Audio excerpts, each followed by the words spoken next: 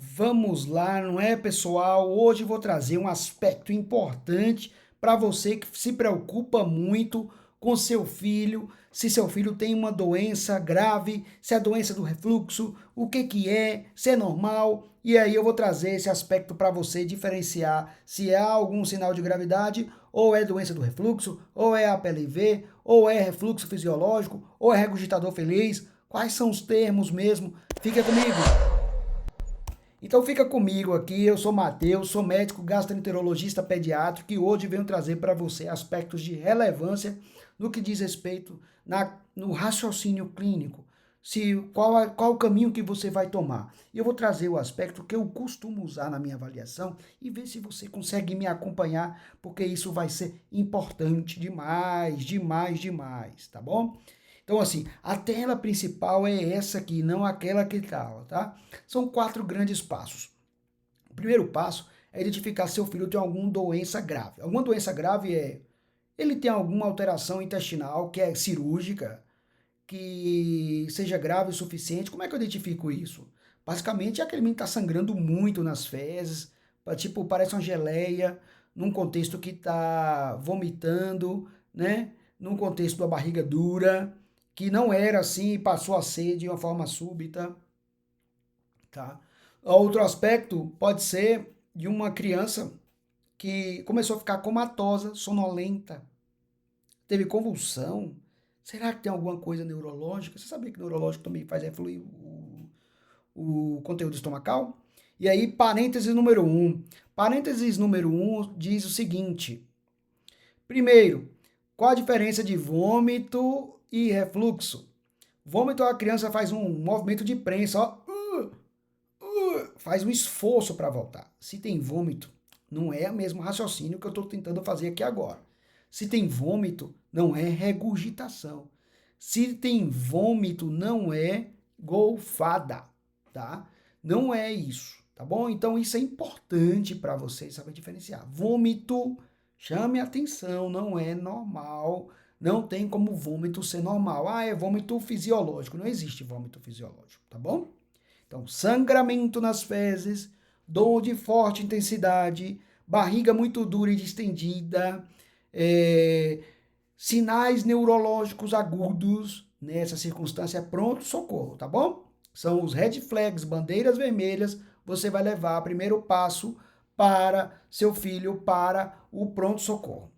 Existe algum sinal que leve ele a você a crer que ele tem a doença? Então, se ele não tem nenhum desses sinais, a gente vai para o próximo passo como é que eu faço para diferenciar se ele regurgita, é doente ou não é? Se ele tem doença do refluxo ou ele tem o refluxo fisiológico? Eu vou atrás dos sinais de doença. Meu filho está ganhando peso?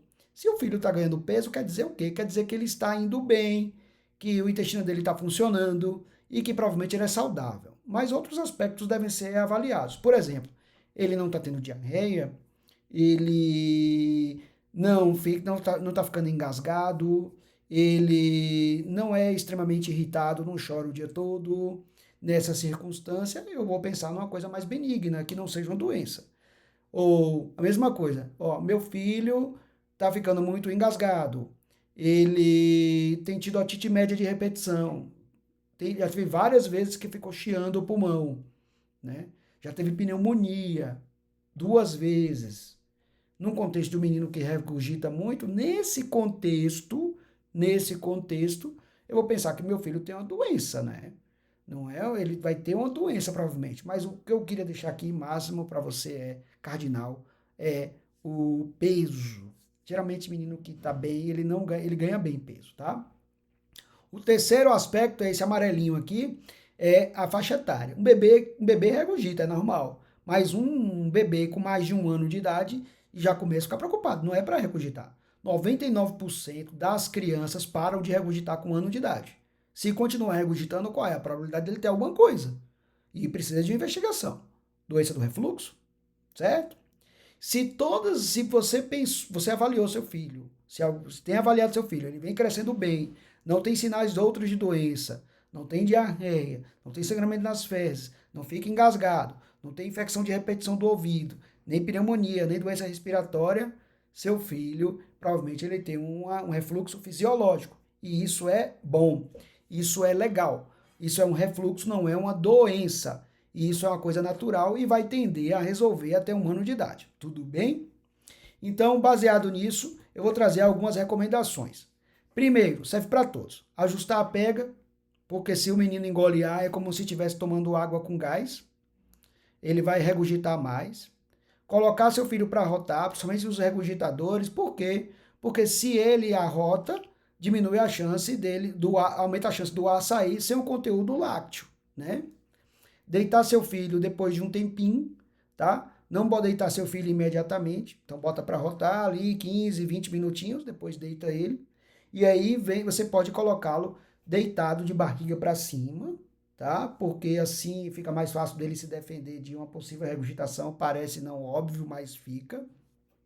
E barriga para baixo aumenta a chance de morte oculta, morte súbita, tá? Então, pelo amor de Deus, em meninos menores de 1 ano, tem um risco de morte súbita.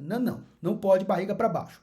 A cabeceira discretamente elevada, não muito elevada, porque você é como se fosse uma garrafa de tampa aberta, vai derramar, né? A recomendação atual, gente, se você for para os guidelines, é que a cama esteja totalmente na horizontal. Mas eu sempre recomendo essa cama discretamente elevada, a fim da criança ficar como se fosse uma garrafa um pouquinho elevada. Não muito elevada, porque ele pode rolar durante a noite e ficar numa posição que seja pouco conveniente para ele, né? Barriga para baixo, né? Risco de aspirar, de ter asfixia, né? Então você bota a barriga, a cabeceira discretamente elevada, entre 15 e 30 graus, faz com que seu filho não desça nessa circunstância, como você faz um ninho, pode fazer um ninho, tipo que é feito em UTIs, ou no bebê menor, né? Ou você faz como se fosse uma cordinha com um lençol bem fininho, enrolado, e passa entre as pernas dele, fixando na cabeceira do beijo, como se fosse uma gangorra. Aí ele não vai descer, tá bom? Isso é importante, tá? E a outra página aqui é falar sobre as fórmulas, medidas medicamentosas, basicamente. Primeiro aspecto, leite materno sempre ganha. Ah, Matheus, é suspeita de alergia. Leite materno sempre ganha. Suspeita de doença do refluxo. Leite materno sempre ganha. Refluxo fisiológico. Leite materno sempre ganha. Então pronto, sem discussão. Leite materno é o campeão, tá bom? Vamos lá. Para o paciente que tem suspeita de APLV e está com leite materno, a mãe vai fazer restrição, ok? A mãe faz restrição da proteína de vaca por um período de 2 a 4 semanas, para avaliar, 2 a 6, né, na verdade, para avaliar se tem melhora, tá? Ok? Se, porventura, a criança tiver com doença do refluxo, é o leite materno. Ou um regurgitador feliz também é leite materno. Então, sem leite materno, só vai ter diferença se suspeitar de APLV, e aí a mãe vai ter que fazer restrição de 2 a 6 semanas de proteína de vaca da sua dieta, tá bom? Se porventura a criança estiver usando fórmula láctea e você suspeitar de alergia, você vai ter que passar para as fórmulas especiais, as extensamente hidrolisadas ou as elementares, a depender da situação. Tudo bem? Essas fórmulas elas são especiais porque a proteína dela é fragmentada, é uma proteína hidrolisada, ok? Serve para tratamento de APLV. Na circunstância de doença do refluxo, você vai ter que usar a fórmula padrão mesmo. Você pode até usar a fórmula espessada, mas assim, a fórmula espessada está mais utilizada para tratamento de refluxo. Na verdade, nem gosto de chamar tratamento, é melhorar a adaptação, tá? Porque é uma fórmula mais espessada, ela é uma fórmula tratada pela indústria para ser mais espessada, mais grossinha, para evitar o refluir daquele menino que não tem doença do refluxo, mas pode ajudar o que tem doença do refluxo como um tratamento adjuvante, tá bom? Ok? E o tratamento medicamentoso, pessoal, tem duas questões aqui. O tratamento medicamentoso atualmente se dá basicamente com o uso dos inibidores de bomba de próton. A ranitidina saiu do mercado, tem a famoxidina, mas assim, ela não é um tratamento muito utilizado atualmente, tá? A gente usa muito esses bloqueadores ácidos, mas a gente tem que levar em consideração um aspecto importante. Os bebês que regurgitam, né, os bebês pequenos que regurgitam, eles são bebês que tem um regurgitado, o regurgitado dele é alcalino. E aí, assim, não é ácido. Como é que você vai usar o inibidor de bomba de próton que vai inibir a produção ácida? Nesses casos, não vai ter benefício, né? E essas medicações, elas têm efeitos colaterais, então tem que ser feitos com muito critério, tá? Então, geralmente, eu tenho um pouco de restrição para iniciar esse tratamento, acaba-se que a gente acaba utilizando algumas vezes, mas como teste terapêutico para ver se essa criança vai ter uma resposta favorável. Mas sabendo que na grande maioria os estudos mostram que os bebês que regurgitam, eles têm regurgitação por refluxo alcalino, tá bom? E a domperidona não se usa mais. Domperidona não se usa mais. Então eu só faço retirar, tá bom? Os efeitos colaterais tendem a superar seu benefício. O benefício não é comprovado, então se tem uma coisa que pode fazer mais mal do que bem, eu tiro essa coisa, tá bom? Beleza? Então, ok. Certo? Eu queria deixar isso de informação para vocês. É importante convidar vocês a frequentarem minhas mídias sociais. Me sigam lá. Tem vários conteúdos falando do que é intolerância à lactose, do que é alergia à proteína de vaca, quais são os tipos de alergia à proteína de vaca, constipação e vários outros temas. O Instagram está aqui, Dr. Matheus Teixeira, e o YouTube Gastropediatria. Muito obrigado por sua atenção. Compartilhe com seus amigos e até mais.